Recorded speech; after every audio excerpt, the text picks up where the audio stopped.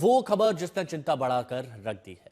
Dubai air show में भारतीय वायुसेना का लड़ाकू विमान तेजस क्रैश हो गया।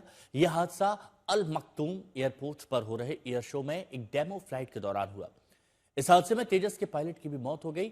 हादसे के बाद भारतीय वायुसेना ने लड़ाकू विमान क्रैश होने के कारणों की जांच के लिए कोर्ट ऑफ इंक्वायरी बैठा दी है। जिस तेजस विमान ने वायुसेना के तरंग शक्ति हवाई युद्धाभ्यास में सबकी वाहवाही बटोरी, जिस तेजस लड़ाकू विमान में 9 महीने पहले वायुसेना प्रमुख और सेना प्रमुख ने एक साथ मिलकर उड़ान भरी, वो तेजस विमान दुबई एयर शो में कैसे क्रैश हो गया। जिस तेजस विमान को दुनिया भर में तारीफ मिली, जो भारतीय वायुसेना की आत्मनिर्भरता के लिए बहुत जरूरी है, यह हादसा डेमो फ्लाइट के दौरान हुआ। सवाल है कि आखिर आसमान में उड़ते तेजस को क्या हुआ, वो जमीन पर आकर आग के गोले में बदल गया।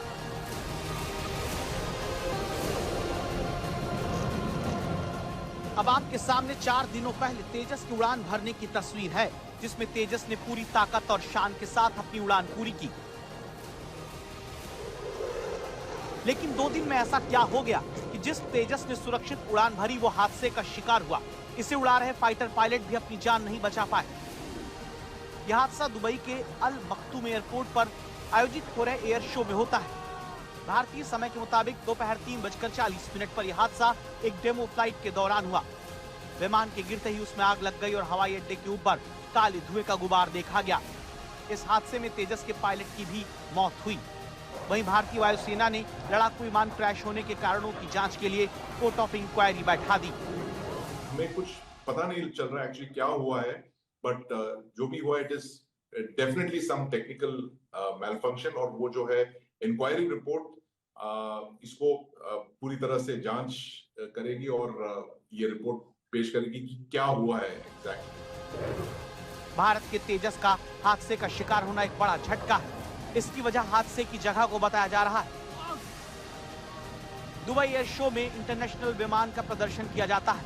यहाँ दुनिया की बड़ी एरोस्पेस कंपनियां, एयरलाइंस, वायुसेना अपने नए विमान, हेलीकॉप्टर, हथियार सिस्टम और एरोस्पेस टेक्नोलॉजी दिखाते हैं।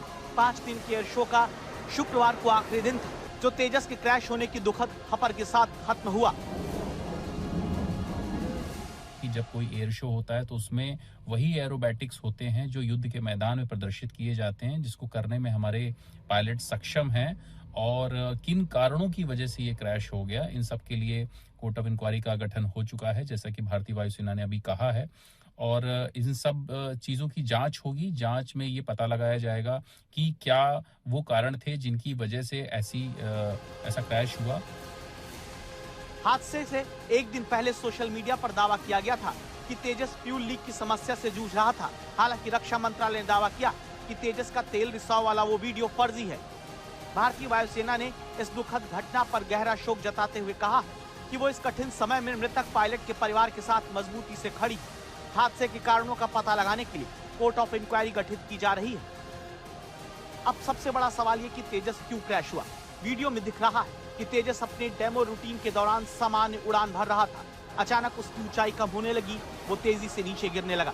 तेजस भारत की आत्मनिर्भर तैयारी के लिए बहुत अहम है। इंजन आपूर्ति में देरी होने से इसके उत्पादन में देरी हुई, जिसे लेकर वायुसेना प्रमुख की तरफ से भी नाराजगी जताई गई थी।